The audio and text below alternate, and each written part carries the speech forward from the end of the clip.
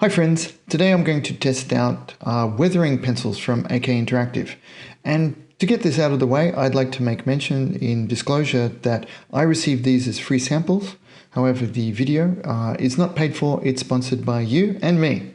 Thank you very much for that. To save you viewing time, I've given them a very quick initial test, just so that I can go in having a very basic knowledge of how they work. I've used smoke and black over a base here of some airbrushed weathering steps. And I've tested out these shapes of brushes. The diagonal, I think it's also known as a cutter brush in English. Two flat brushes, one's a little bit worn, one's brand new, and a Tamiya pointy brush for using with more water. Now my idea is that this is a very sooty, dirty jet fighter / bomber because it's orcs. Orcs do everything. Dirty and nasty, right? The initial impression is that they work much better on flat paint. Gloss they kind of slide off, and satin's that weird middle ground for them. So I want a little bit of a smoky halo around here, so you can see I'm just drawing on with the pencil around some areas that I'll want to make darker, and then put this down so I can get a nice simple vector here. I want to do the center of this. I want to darken. And this one was pretty easy too. I just walked it back through the center, or close to the center. In fact, we can make it asymmetrical sometimes too. It makes it a little bit interesting and less predictable looking. And there were two ways that I tried it. I think there's only two ways really so far. There's dry and wet. The packaging says that special grace, I believe that was meant to be grease, that wasn't spell checked, water paint developed for modelers. So to me, grease and water doesn't work, so I'm thinking it's more likely to be a kind of wax. One heads up immediately is that I noticed there was a really big difference between wet and dry. When they're wet, when they're dry, you wouldn't know what kind of paint they are really, but as soon as you put water on it, can you see that, how it's basically disappeared? I'm not saying that's a bad thing. Please do also please forgive me, these are my first try comments, so I am not comfortable nor familiar with the product, but I can't help but notice, so with oil paints, there's more of they felt like there's more, and I've got loads of experience with oil paint, so again, it's not fair, but I feel that there's they have more in common in their different states than this product. It's such a big difference between the dry and the wet state. Now you can see there, it's feathered in reasonably well. And you can see that I was hyper restrained. Now, folks who watch my channel or videos a lot, you know I'm always talking about restraint, but it's always quite important.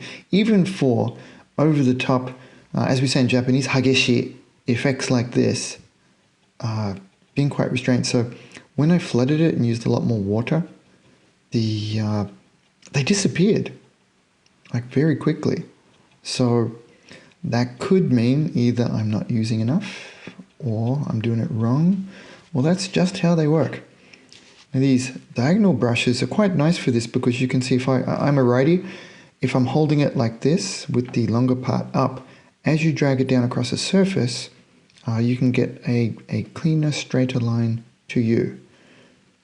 Of course, if you're painting southpaw, you'll need to flip it. There we go, it's not bad. Goes into the surface quite quickly. I know some of you will not listen to me now and you'll ask this question in the comments. Come on, it's YouTube, you know you're going to do it. You're going to say, you know, how durable are they? I don't know. I most likely will airbrush something over the top because I'm nervous. But I wonder if these have the usual water-based acrylic. That's actually a pretty cool effect. I'm wondering if I don't need to blend that one because of it definitely looks like a smoke trail. So let's just leave that at stipple. I'm just going to soften one side so it's not too symmetrical. Cool. Let's leave that one there so it's gradually getting more intense towards the outside of the wing. Cool. So durability, I'm still not sure. Let's go directly with wet. This is when they feel very much like watercolors, because I imagine that's just what they are. And you can see that it lays down a lot more paint. This might be what I'm more familiar with. Not sure yet though. Let's try something else. What about darkening in this section here, just to see what we get. Now again, I'm going to go with my same worn flat brush, just to see what we get. Now they're very, very soft, much softer than equivalent oil. Okay, now I'm going to try. When I say the brushes are damp, I really do mean most of the water's off them. And let's see how well we can blend this from the side. Because again, drying and firming up time, I still have zero clue. Okay. I don't mind the look of that. I think I'm going to go flat brush on the other side though. Let's pull this one in a little tighter. Yeah, I like that. How much of that do I want to... Cool. Let's just see how that dries. And I'm going to stipple back the inside towards the wing root. Yep, okay, cool. Actually, so this is my second trial. I am liking them more. I'm always nervous to not prejudge a product too early when we're still in the newbie stage with it. And rest assured, I'm just like you. I have newbie stages with things. Many of the things I show you, I'm confident how I talk about them because I know them really well. This one is a completely new product for me.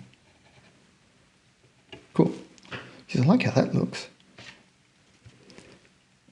Now, what else can I show you? Ah, yes. There was another section. Yeah, I'm going to leave that and come back a little bit later just to see how it dries. I'm not sure if you guys do this like me too. But I'm very forgetful. So when I'm working on pieces, I'll often forget which way they were supposed to be pointing. On some models, it matters. So I've glued them on here with double-sided tape, like this. And I've just put little vector arrows in so I can remember what way I'm supposed to be thinking about them. These two are before, and these are after. I'm going to go for a heavier application in the center now. I quite liked how it went on wet, so I need to experiment with that more. So that's the leading edge of this flap. So I'll come in here. The only thing I'm nervous about now while I watch it, and this is real-time feedback and problem solving with you, there's no script here.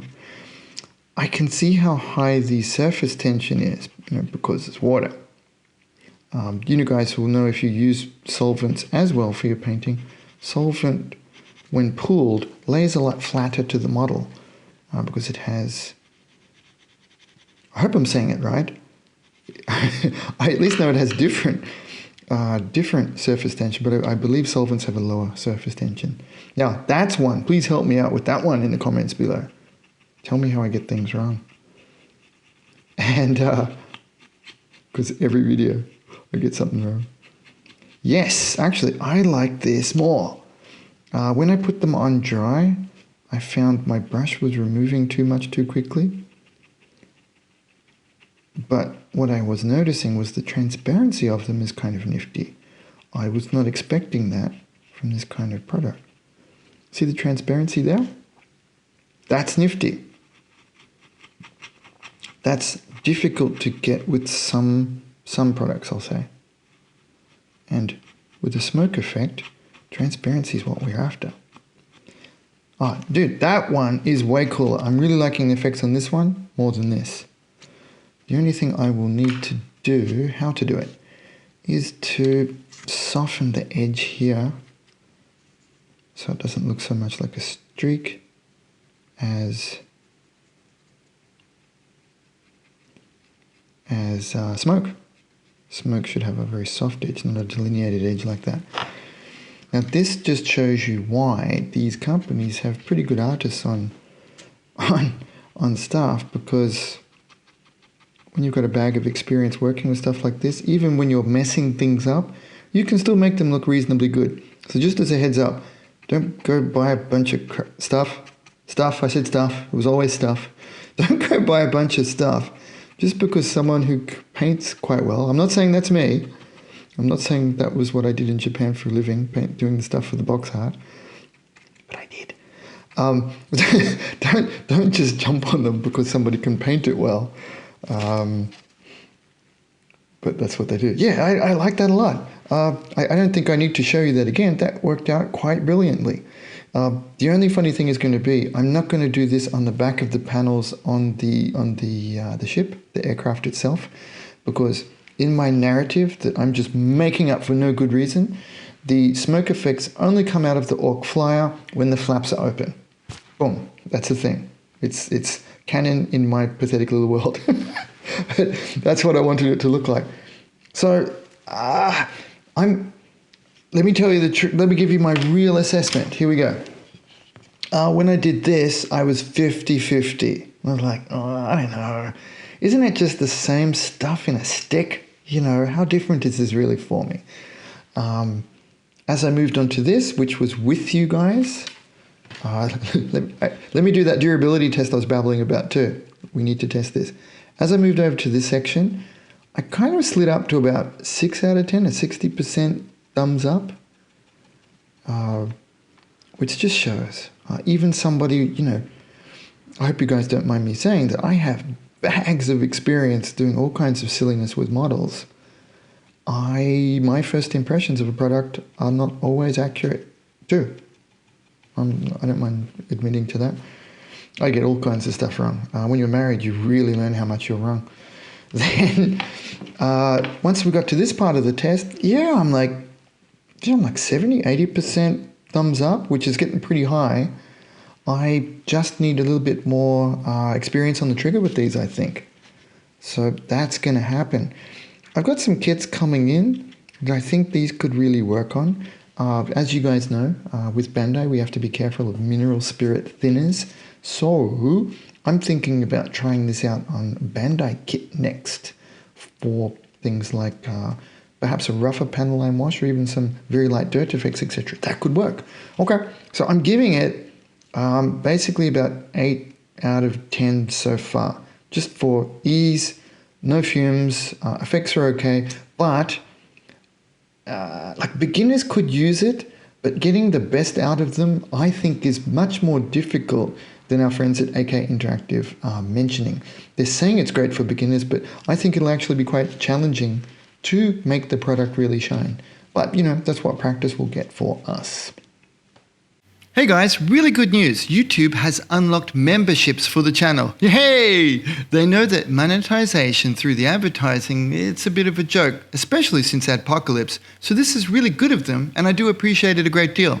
You can sign up on desktop by mashing the join button, but it's a little trickier on the mobile app, you know, almost as if they tried to hide it. You'll need to follow the link in the video description.